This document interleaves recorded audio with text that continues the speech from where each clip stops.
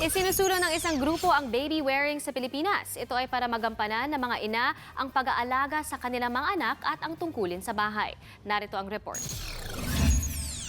Kasama na sa pagiging ina ang maging abala sa hindi lang sa buhay, kundi sa bahay. Pero isa lang ang obligasyon na di niya pwedeng talikuran. Yan ang pagkalinga sa anak. Dahil sa pagiging abala ni nanay ay isinusulong ng isang grupo ang paggamit ng baby carrier. Ma-promote yung safe baby wearing practices sa lahat ng mga Pilipino. Kasi maraming benefits ang baby wearing. Number one, convenient siya. Nakakatulong na ang parent ay mas nakakakilos at naalagaan niya yung baby at the same time. Isa sa mga gumagamit ng carrier ay si Marian. Nasa ibang bansa ang mister kaya mag-isa lang niyang inaaruga ang anak nilang si Baby Zab. Ayon sa 28-year-old na mommy, di naging hadlang ang kanyang anak sa mga trabaho sa bahay. Sa tulong daw kasi ng baby sling ay hindi lang niya nagagawa ang mga tungkulin sa bahay, natutugunan din niya agad ang kailangan ng kanyang anak.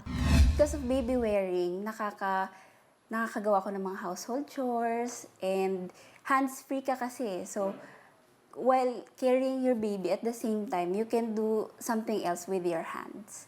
So, pwede kang magluto, pwede kang maglinis, pwede kang maglaba.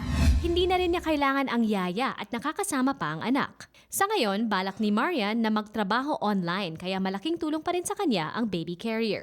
Pero I'm considering it in a few months from now na mag-work from home. So ngayon, nag-online selling, ganun ako.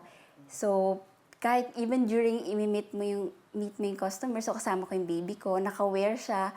Ayon sa pag-aaral, ang pagsuot ng baby carrier ay nakakabawas sa pag-iyak ng bata sa gabi. Pero paalala ng Baby Wearing Philippines na hindi basta-basta ang pagkakabit ng carrier.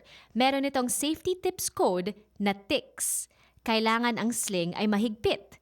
Natatanaw pa rin ang baby. Kayang halikan hanggang sa noo. Kailangan ang chin o baba ng bata ay nasa chest o dibdib ng nanay. At laging suportado ng ina ang likod ng sanggol. Sa baby carrier, hindi lang oras at pera ang natitipid. Nagsisilbi rin itong bonding ng sanggol at mga magulang. Umaaksyon, Dia Cruz, News 5. Be sure to come back. Use 5 everywhere. Copyright 2016.